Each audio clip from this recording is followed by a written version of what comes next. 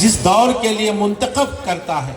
اس کو ایک ایسا علم ظاہر اور علم باطن سے فیضیاب فرماتا ہے، اور اس کی روحانی فیوزات سے زمانے کو ایسے ایسے علم ملے ہیں جس کا کوئی تحریر میں اس کو لانا مشکل ہے۔ لوگ پوچھیں کہ نانی ماں کے پاس کیا علم تھا، وہ نگاہ اور وہ فیض جو کائنات میں سب سے منفرد، میں سمجھتا ہوں رابعہ بصری کا جو علم اس خطے سے لے کر اگر یہاں سمجھنے کے لیے ہم کو اگر میسر رہا ہے تو نانی ماں سرکار کا یہاں وجود ہی رابعہ بصری کی زندگی کو سمجھانے کے لیے کافی ہے کہ حضرت رابعہ بصری کیا تھی، مقام کیا تھا، ان کا فیض کیا تھا، ان کا علم کیا تھا، جس کو سمجھنے کے لیے لوگ کتابوں نہیں بول کے عقلیں دنگ رہ گئی کہ یہ علم کہاں سے انہیں میسر ہوا۔ وہ علم نانی ماں سرکار نے اس دکن میں پیش کیا۔ اسی صحبت و سنگت میں زمانے نے اس وقت جو پایا، آج اس کا عرس منا کر آج وہ فیوزات و برکات ان کے دربار سے ہم حاصل کر سکتے ہیں۔ اسی لیے آج یہ عرس کی مجالس ہم یہاں منعقد کر کے یہاں ہماری روحانی قلوب کو آراستہ کرنا اور اپنی روح کو تازگی حاصل کرنے کے لیے یہ مجلس منعقد کی گئی۔ رہا سلسلے کی گفتگو کہ سلاسل اور اس کی جو اہمیت ہے، آج زمانے میں آج آپ نے ایک عظیم منظر دیکھا کہ حیدرآباد کی سرزمین سے ایک سلسلہ چشت کی سب سے عظیم المرتبت ہستی یہاں آج جلوہ گر ہے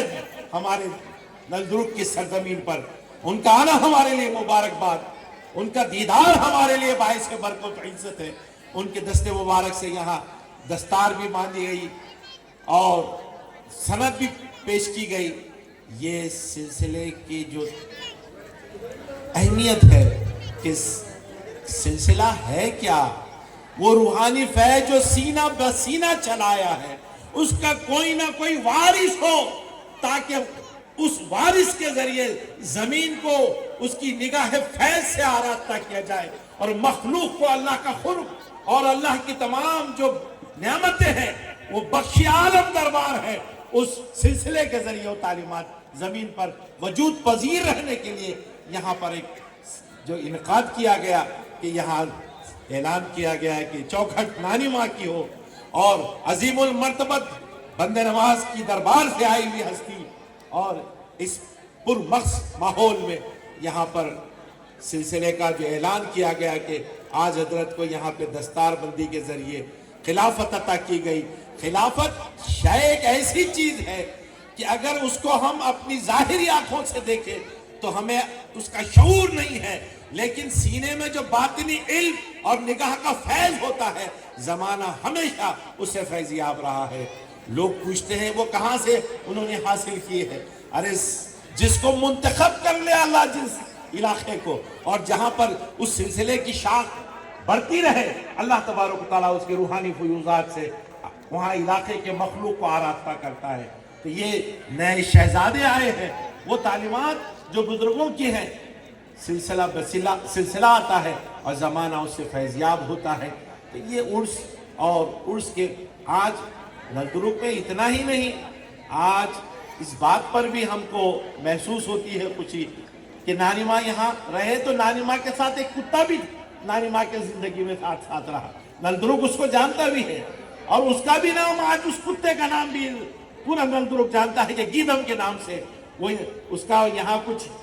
کسی وجہ سے وہ مر گیا، نانی ماں سرکار تشریف لائی اور آواز دی، ارے کسی کے کہنے پر میرا ساتھ چھوڑ دیتا ہے، چل کھلے میں ایک ضروری مجلس ہے، چلتے ہیں۔ تو پتا چلا مردہ کتے کو بھی نانی ماں آواز دے تو زندہ ہو کے نانی ماں کے ساتھ کھلے کی طرف روانہ ہو گیا۔ تو کیا نگاہ فیض ہے کہ زندگی اور موت اہل اللہ کے نزدیک کیا مقام رکھتی ہے اس کا۔ آج اس کا جب میں اصحاب کہف کے اس زیارت کے لیے وہاں پہنچا تو مجھے نلدرگ کی یاد آ گئی کہ نانی ماں نے کس طرح سے کتے کو آواز دی اور ان کے پیچھے پیچھے کھلے کی طرف نکل گیا۔ تو پتہ چلا اہل اللہ، خواہ وہ جارڈن کی سرزمین پر یا عرب کی کسی خطے میں، وہاں کا سلسلے والے اہل اللہ جن کا تذکرہ سورہ کہف میں اللہ تبارک و تعالیٰ نے بڑی تفصیل سے ان کا ذکر فرمایا ہے، اس کے ساتھ ان کے کتے کا بھی ذکر کیا۔ پتہ چلا کہ اللہ والوں کے ساتھ رہنے والوں کتے कुत्ते की भी अहमियत है, क्योंकि सोहबत औलिया जिसको नसीब हो जाए तो उसका मकाम क्या होता है, कुरान हमें तरबियत दे रहा है। तो यहाँ पर तो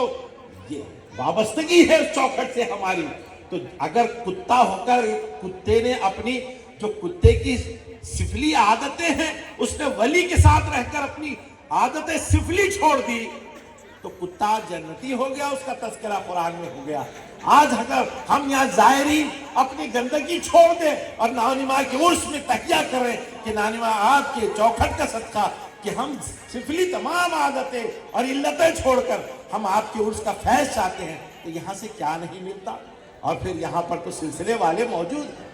इनकी निगाह और इनकी सोहबत। मैं पूछता हूँ कि आज यूट्यूब पर दोस्तियाँ करना और जो चैट करके दोस्ती कर, अरे नहीं, इन खासाने खुदा से दोस्ती करो। इनकी दोस्ती हश्र में के मैदान में भी आपके लिए नफा बख्श है और जमीन पर भी दुनिया के हर मामलात में आपके लिए नफा बख्श है। काश ये सिलसिला क्या है, ये खिलाफत क्या है, इनकी सोहबत, इनकी दोस्ती, इनका दीदार, इनके गुर्बत में बैठना हमारे लिए दुनिया में भी तमाम परेशानियों की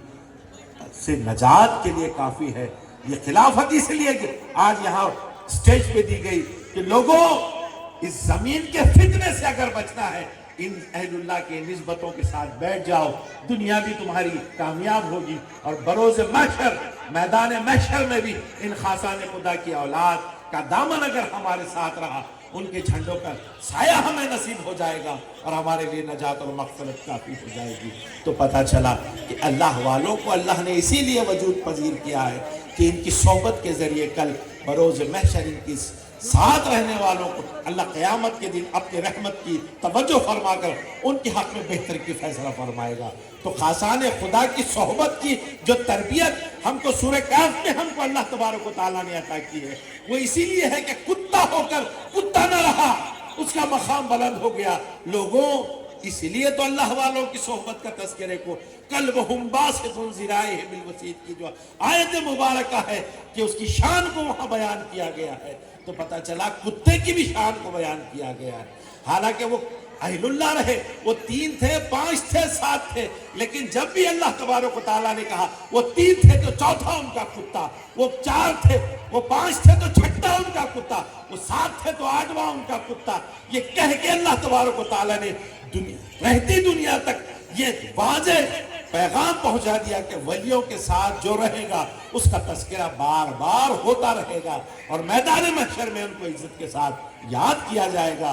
तो ये सिलसिले वालों के दामन से वाबस्ता होना हमारे लिए काफ़ी है कि उस दिन, जिस दिन नजात का एक ऐसा मंजर होगा, ये खासाने खुदा ही का दामन फैज़ होगा जिसके ज़रिए हमारी नजात और मग़फ़िरत है। तो लोगों, इन बातों को समझाने के लिए एक बड़ी खानखा के शेर नर जो दखन का है, आज हमारे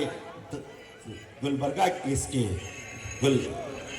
नलदुर्ग की सरजमीन पर तशरीफ़ लाए हैं। मैं जैसे मुझे पैगाम मिला कि हज़रत तशरीफ़ ला रहे हैं, मैंने कसद किया कि हज़रत का दीदार भी हो जाएगा और उनके ज़लीम कलमात से हमारे रूह पर जो एक वारिद होती है। खासाने खुदा की औलाद जब बोलती है ना तो दिलों पे असर छोड़ती है। ये उनकी औलाद है, इनका पैगाम, इनकी तवज्जो, इनके अल्फाजात हमारे कुलूब पर ऐसे आश्कार होते हैं कि नजासतें उतर जाती है, रूह में ताजगी आती है और फिर दरबार नानी माँ का हो तो इसमें सोने पे सुहागा क्या कहना। तो आज इन बातों के लिए लोग इधर उधर खड़े हैं, लेकिन याद रखो, खड़े होना कमाल नहीं है, अदब से बैठ जाना, बैठना ही सिखाया है। वो कुत्ता जो था ना, वो वलियों का, उन वली ने, उन अहलुल्लाह ने उस कुत्ता को हकाल दिया कि तू कुत्ता है, भौंकेगा, तू दूर हो जा। लेकिन कुत्ते ने इतनी मोहब्बत की कि मार खाने के बाद भी वो वलियों का साथ नहीं छोड़ा, उनकी मजलिस में आके बैठ गया। तो अल्लाह तबारक व तआला ने अपना जो कुछ इनामात थे उस पर भी अता कर दिया। इनामात तो उतरते वलियों पे थे, लेकिन उसकी वहां से मुनकशिफ होके उस कुत्ते पर भी वहां मिलता था उन्हें। आओ इन मजलिस में हम अदब से बैठे और अपना यहाँ का फैज़ हासिल करें और इस इजलास को हम यहाँ बैठकर अपनी ज़िंदगी को बेहतरीन अंदाज में गुजारे। अल्लाह तबारक व तआला हम तमाम का यहाँ आना कबूल फरमाए और उर्स नानिमा का जो सदका हमें जो इस सातों में हमें बट रहा है, اللہ تبارک و تعالی ہمیں عطا فرما کر ہماری جو دنیا میں زندگی رہ گئی ہے اس میں ہمارے لیے خیر اور عزت اور ایمان کے منازل ہمیں بلند ملے، اور آخرت میں اللہ والوں کا صدقہ ہم سب کو نصیب ہو۔ اللہ تبارک و تعالی ہم تمام کا یہاں آنا اور یہاں بیٹھنا ہم قبول فرما کر ہمیں اور ہماری نسلوں کو باطل عقیدے کے ہر فتنے سے اللہ محفوظ و معمون رکھے، تاکہ انٹرنیٹ سے جو غلط صحبتیں، سنگتیں اور غلط تعلیمات آ رہی ہیں اس سے محفوظ کر کے ان خاصان خدا کی تعلیمات سے زمانے کو آراستہ کرنا، یہ عرس کا اصل منشا ہے۔ یہ عرس کرنے سے نانما کے درجے بلند ہوں گے یہ نہیں ہے، بلکہ ان کے عرس کے ذریعے ہمارے نجات اور مغفرت کا پیغام رہے گا۔ اس کے لیے اجلاس اہل اللہ نے طریقت میں یہ رکھا ہے، اور یہ طریقت کے جو آج خلافت ہوئی یہ اس کو زندہ رکھنے کے لیے آج نئے نوجوان خلیفہ آ رہے ہیں، اور وہ اس تربیت کو زمین پہ باقی رکھیں گے۔ اللہ ان کو روحانی فیوزات سے آراستہ فرما کر ان کے قلوب میں نورانیت اور ان کی